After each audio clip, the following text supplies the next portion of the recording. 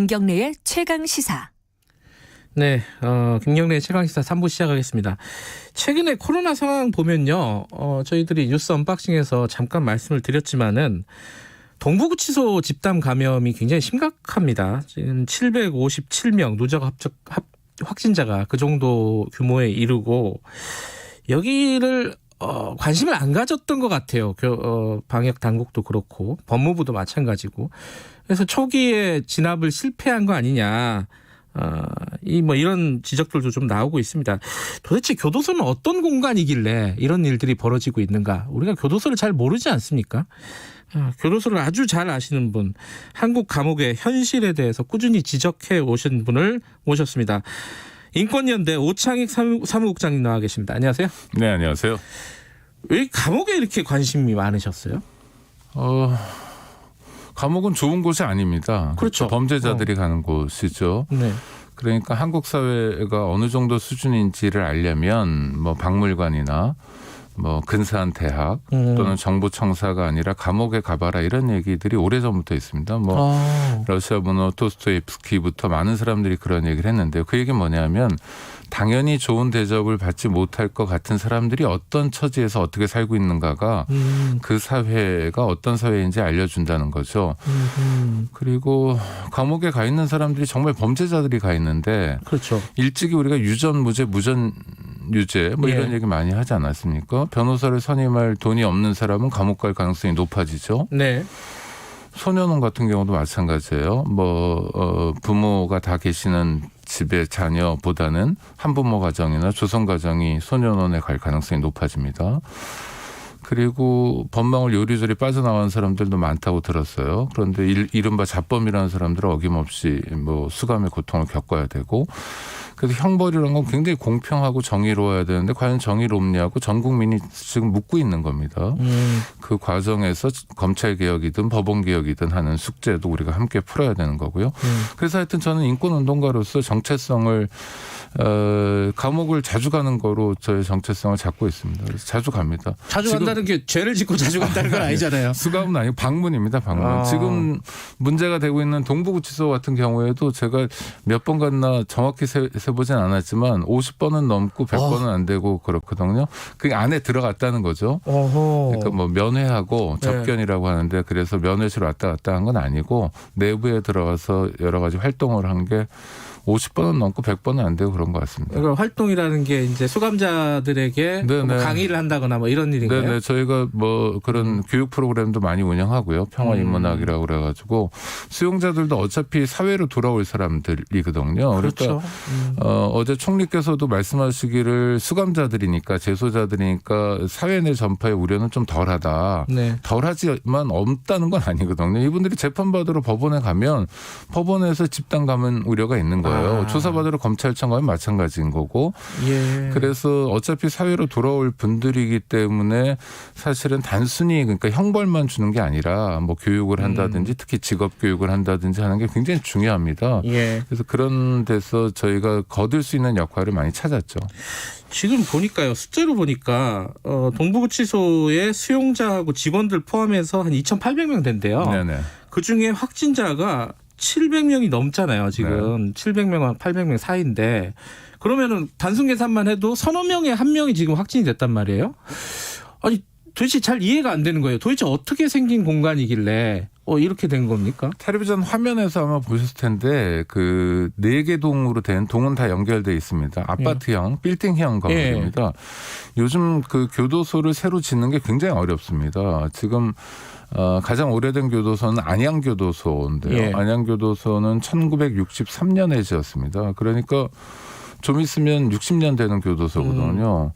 근데 부지도 있어요. 그리고 부지가 굉장히 넓습니다. 그쪽이. 그리고 예산도 있는데 짓지 못합니다. 왜냐하면 기피 시설이 돼 버렸기 때문에 그래요. 또 지역 정치권이 그런 거를 자꾸 부추기잖아요. 교도소 나가면 뭐 거기다 업무용 시설 짓고 그러면 아파트가 오를 거다.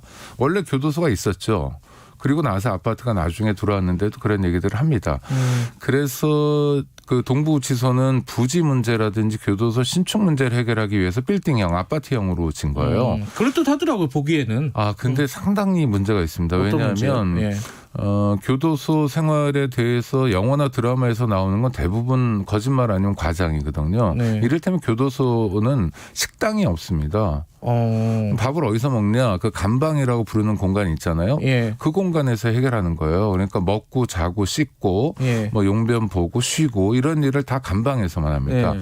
그리고 나가는 기회라고는 뭐 이를테면 재판이 있는 경우에 나갈 수 있지만 운동 시간이라는 게 있거든요. 운동 시간은 평일에 30분 정도 주어집니다. 그리고 휴일에 주말에는 운동 시간이 없고요.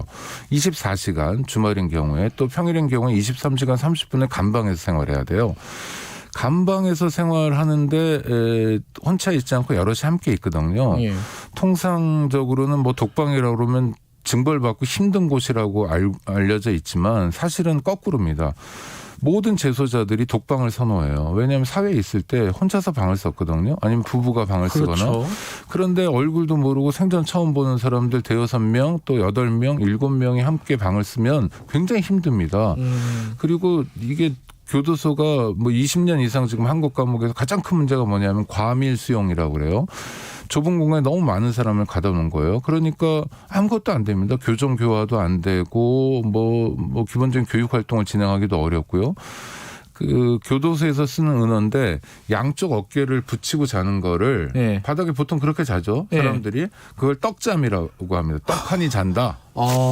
근데 이제 공간이 양쪽 어깨를 붙이고 잘 수 없으면 가로 이렇게 누워서 자요. 이쪽 어깨를 대고. 칼잠이라고 하죠. 이걸 칼잠이라고 부릅니다. 네. 이게 교도소에서 나와서 유명해진 용어거든요. 아, 그래요? 네. 이것은 일상적으로도 쓰는데. 네. 그러니까 교도소는 떡잠은 없고 칼잠만 있는 곳이에요. 너무 좁아가지고. 그렇죠. 그러니까 지금 우리가 1인당 면적을 옛날 쓰던 평수라면 0.7평 정도.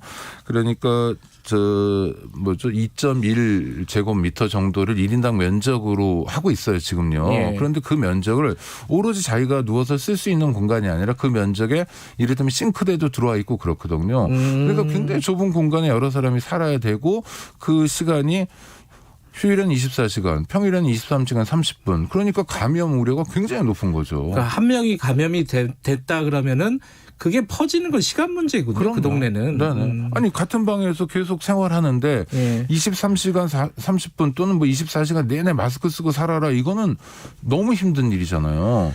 그러니까 교도소를 어떻게 운영해야 되냐면 입소자들에 대해서 코로나 전수조사를 해야 되고 코로나가 들어오는 것 자체를 봉쇄하면서 해야 되거든요. 근데 같은 교도소라도 서울구치소나 다른 곳들은 지금 잘 방어를 하고 있지 않습니까? 그러니까 서울구치소는 굉장히 좋고 동부구치소는 굉장히 시설이 열악해서 생긴 문제가 아니에요. 그럼요. 동부구치소를 운영하는 사람들이 뭔가 지금 좀 정말 안이하고 그다음에 직무유기에 가까운 일들을 했기 때문에 생긴 일이라고 봅니다. 이번에 보면은 이제 몇 가지 문제들이 지적이 되는데 첫 번째는 너무 늑장 대처한 거 아니냐. 네. 그러니까 법무부에서 초기 확진자가 나왔을 때 전수조사를 하든지 어떤 격리라든지 이런 부분에서 굉장히 적극적으로 대응을 했어야 되는데 안 한 거 아니냐 아니면 시기를 놓친 거 아니냐 이런 얘기를 한단 말이에요. 왜 이런 일이 벌어졌을까요 이거는? 그러니까 저는 안이했다고 뭐밖에 생각을 못합니다. 그런데요. 이를테면 코로나가 10달 넘었잖아요. 2월이나 3월쯤이라면 교정당국도 좀 긴가민가하거나 헷갈릴 수 있다고 생각해요. 왜냐하면 우리가 처음 겪는 초유의 그렇죠. 사태니까. 그런데 지금 바이러스에 대해서 전 국민이 학습한 게 10달이 넘었습니다. 2020년에 가장 중요한 게 코로나19예요. 그러니까 교정당국이 이걸 몰랐다면 말도 안 되고요. 제가 동부구치소 관련해서 기사를 찾아보니까 정말 답답한 게 뭐 거의 한 달 전쯤인데 12월 2일 기사가 있어요. 그게 뭐냐면 어떤 마음 착한 교정위원이 마스크 2,500장을 기부했다는 거예요. 그걸 구치소장이 받고 있더라고요. 사진 찍으면서. 이게 뭘 의미합니까? 동부구치소 식구들 재소자 숫자를 보면 한 명에 한 개의 마스크가 돌아가는 거거든요. 그거 기부 행사를 하고 있는 거예요. 그것도 12월 초에. 그러니 동부구치소에 사람까지 죽었네요. 특히 대규모 감염 사태는 사실 예견됐다고 보는 게 맞습니다. 지금 마스크 문제도 보면은 거의 지급이 안 됐다는 증언들이 좀 나오고 있어요. 네, 안 됐죠. 예산이 없어서 못했다라고 법무부도 확인하고 있습니다. 그게 그러면은 저 사람들은 범죄자니까 안 줘도 돼 이렇게 생각했다는 거예요? 어떻게 봐야 돼요 그러니까 이거를? 아니한 거예요. 기본적으로 그 그 범죄자이기 때문에 홀대하는 인식은 있습니다. 예. 지금은 많이 바뀌었다고들 교도관들이 그러지만 교도관들이 교도소 재소자를 부르는 표현이 대부분 일관되게 애들이라고 불러요. 아, 우리 애들 뭐 이런 식으로. 예. 우리 애들 나이 먹어도 애들이고요. 그래서 제가 그런 얘기를 실언이죠. 저 앞에서도 예. 막 하고 그러면 저 여기 소년원이에요. 왜 그래요? 해도 못 알아듣는 경우가 되게 많았어요. 제 체험담입니다. 물론 이런 얘기하면 교도관들은 요즘은 안 그래요라고 얘기하겠죠. 그러니까 홀대하는 문화가 있고요. 또 하나는 이게 얼마나 위험한 건지 사실은 저는 아니했다는 생각밖에 들지 않는데요. 교도관과 재소자가 분리돼서 생활하는 게 아닙니다. 그 감방이 하나씩 있고 그 예. 감방 복도가 있어요. 사동 복도라고. 예. 거기에 근무자가 근무해요. 예. 그리고 창도 다 열려 있는 상태예요. 그러니까 한 방에서 어떤 재소자가 바이러스에 감염되면 그 방 사람들은 물론이고 그 사동 복도 사람들이 전체 위험해지고 교도관도 위험해지고. 교도관하고 얘기도 할 거 아니에요. 그렇죠. 네. 그리고 교도관은 일상적으로 부르고 뭐 이거 어떻게 됐냐 묻기도 하고 그럽니다. 그러니까 교도관이 감염되면 동료 교도관이 감염되고 동료 교도관이 감염되면 그 가족들도 위험해질 수 있는 이 빤한 상황에 대해서 어떻게 이렇게 안이하게 이건 기강회의죠. 근데 그런 증언도 있었어요. 이게 KBS 보도에 나온 네. 건데 이 수용자들이 불안하니까 자기가 자기 돈 내고 마스크를 좀 들여서 쓰고 싶은데도 요 콧등에 있는 요 철사 있잖아요. 네네. 요게 위험하다. 이 뭐 흉기나 뭐 이런 게 될 수 있잖아요. 네네. 그래서 반입을 못 하게 했다는 거예요. 아니, 그러니까 흉기가 될 수 있는 게 그게 뭐 흉기가 됐던 사례가 있는 건지 그거를 정말 어떻게 흉기가 될 수 있는지 모르겠는데 예. 그러니까 꽉 막힌 관료주의가 그런 걸 만들어낸 겁니다. 저는 지금 법무부 교정본부에서 하는 게 정말 이해 안 되는 게요. 이를테면 저도 뭐 수용자들, 재소자들이 편지도 하고 그러니까 고생하신다고 뭐 책을 보내는 경우도 있는데 전부 다 반입이 안 돼요. 그냥 일반적인 책, 무슨 예전식으로 해서 뭐 금서라든지 예. 또는 뭐 범죄를 유발하는 그런 책이 아닌 그냥 일반 교양서 있지 않습니까? 이런 것도 반입이 안 돼요. 정책이 바뀌었다는 거예요. 2020년에. 왜 바뀌었냐 하면 책을 통해서 뭔가 이상한 물질이 숨겨져 들어올지 모르니까 교도소 재소자들이 책 구입하는 건 영치금을 통해서만 구입한다. 자기네가 대신 구입해 주는 것만 가능하지 외부 반입은 안 된다는 거예요. 이거 정말 해외 토픽에 나올 얘기예요. 왜냐하면 교도소에서 책이라도 볼 수 있어야 하거든요. 그렇죠. 시간과의 싸움이니까. 이게 국가인권위원회 진정을 통해서 거의 1년 만에 해결이 됐습니다. 그러니까 정말 법무부 교정본부 사람들이 어느 시대를 살고 있는지 어떻게 이렇게 무책임할 수 있는지 정말 화가 나는 대목이에요. 그것도 이번에 그 교도소 창문에 구치소 창문에 이렇게 종이 써가지고 이게 8명 살고 있다 살려달라 편지도 못 쓰게 한다. 근데 편지를 일시적으로 못 쓰게 한 것도 사실이더라고요.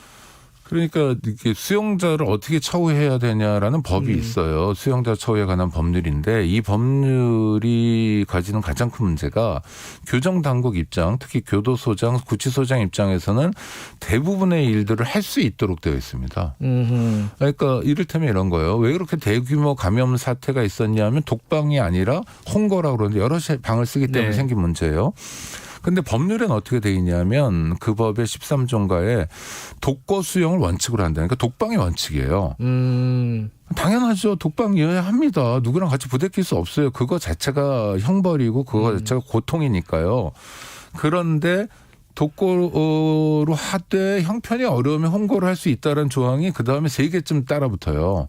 이게 이제 법의 취지입니다. 그러니까 여기는 나쁜 사람들 범죄자들이 와 있는 곳이니까 우리가 질서 유지를 위해서 이렇게 할 수 있어. 그래서 재량권의 범위가 굉장히 큽니다. 그래서 생긴 문제입니다. 지금 근데 3930님이 이런 문자를 보내주셨어요. 마스크가 의료용 마스크 같은 경우는 장당 한 100원 정도다. 일회용 같은 경우에는. 이게 예산 문제 맞냐 이런 말씀을 보내주셨어요. 그러니까 뻔한 변명이죠. 지금 법무부 교정본부가 뭐 서울시랑도 진실 게임을 하고 있잖아요. 예. 그다음에 예산 타령도 마찬가지고 물론 교도소 수용자가 숫자가 많습니다. 지금 한 5만 명이 넘으니까 한꺼번에 구입하면 상당한 돈이 드는데 이를테면 동부구치소에서 마음 착한 교정위원한테 기부라도 받았잖아요. 아니, 사회적으로 호소하면 종교기관을 포함해서 얼마든지 기부해 줄 사람들이 있을 거예요. 그렇지 않습니까? 대한민국 국민들이 그런 면에서 굉장히 연대하고 따뜻한 마음들을 갖고 있어요. 문제는 진짜 예산 문제냐. 예산이 부족했던 게 문제가 아니라 의지가 부족했던 게 문제죠. 말씀을 들어보니까 구조적으로도 굉장히 방역에 취약한 공간이기도 한데 거기에 뭐 법무부라든지 교정당국의 안이함이 섞여 있었고 또 하나는 인권의식 이런 부분들이 복합적으로 얽히면서 이런 참사가 벌어진 거군요. 그러니까요. 예. 굉장히 가슴 아프고 속상한 상황입니다. 그 감염 수용은 물론 교정당국만의 문제는 아닙니다. 네. 왜냐하면 감옥에 자꾸 보내주니까요. 그러니까 대략 5만 명 있는데 예. 절반이 미결수라고 그래서 재판을 받는 사람들이 아직 형이 확정되지 않았어요. 그럼 형이 확정되지 않은 사람들이 감옥에 갇힌 이유는 하나거든요. 증거인멸이나 도망의 염려 때문에 그렇습니다. 근데 네. 하나하나 따져보자고요. 증거인멸의 우려가 높은 사람들이 실제로 그렇게 많을까요? 따지고는 별로 없습니다. 지금 사목장께서는 그러면은 이 좀 수용자 인원을 전체적으로 좀 줄여야 그 된다는 말씀이시네요. 그다음에 네. 도망의 염려를 맨날 뉴스에서 얘기하잖아요. 근데 대한민국은 전 세계에서 범인 검거율이 가장 높은 나라예요. 제가 말씀드리면 청취자 여러분들 아마 못 믿으실 텐데요. 살인 사건 같은 게 거의 100% 가깝고요. 98, 99, 뭐 100 이렇게 나옵니다. 그다음에 지난해 거 올해 잡으면 이제 101% 이런 통계도 나와요. 놀랍게도요. 그다음에 더 놀라운 거는요. 유괴 사건 있죠. 네. 어린이를 이제 네. 몹쓸 짓을 한 유괴 사건 같은 경우에 지난 25년 동안 범인 검거율이 100%입니다. 아, 진짜요? 네, 그놈 목소리는 91년 사건이었고 무슨 얘기냐면 국가가 의지만 있으면 얼마든지 잡아요. 대한민국은 섬나라잖아요. 사실상 출국 네. 금지만 하면 도망갈 곳이 없습니다. 어디 산에 숨을 수도 없어요. 신고 정신이 투철해가지고. 그러니까 도망의 염려라는 것도 사실 그렇게 높지 않습니다. 번잡할 네. 수는 있지만 그러니까 재판을 받고 있는 미결 구금자의 숫자를 절반 정도로 굉장히 줄일 수 있다고 봐요. 정말 네. 위험한 사람, 시한폭탄 같은 사람 이런 사람들은 구금하되 그렇지 않은 사람들은 불구속 상태에서 재판을 받을 수 있어야 된다는 거예요. 그거는 저는 박근혜든 정경심이든 어떤 사람이든 공평하게 적용돼야 된다고 생각하는데 검찰이나 법원은 일단 가두고 보자라는 관성이 있어요. 그러니까 어떻게 됐냐면은 교도소가 10,000원인 겁니다. 이제 본질적으로는 너무 수용 인원이 많다. 이 부분 좀 줄여야 된다. 우리 법 체계가 아니 좀 그럼 문제가 우리 있다는 사회가 말씀이시네요. 그만큼 위험하기 때문이라고 얘기할 수 있겠지만 실제로 보면요. 살인, 강도, 절도 등의 범죄는 대폭 줄고 있고요. 지금 늘어나는 건 경제사범들이에요. 먹고 살기 어려워서 생긴 범죄들이 많습니다. 알겠습니다. 그 사회의 수준을 보려면 감옥에 가봐라.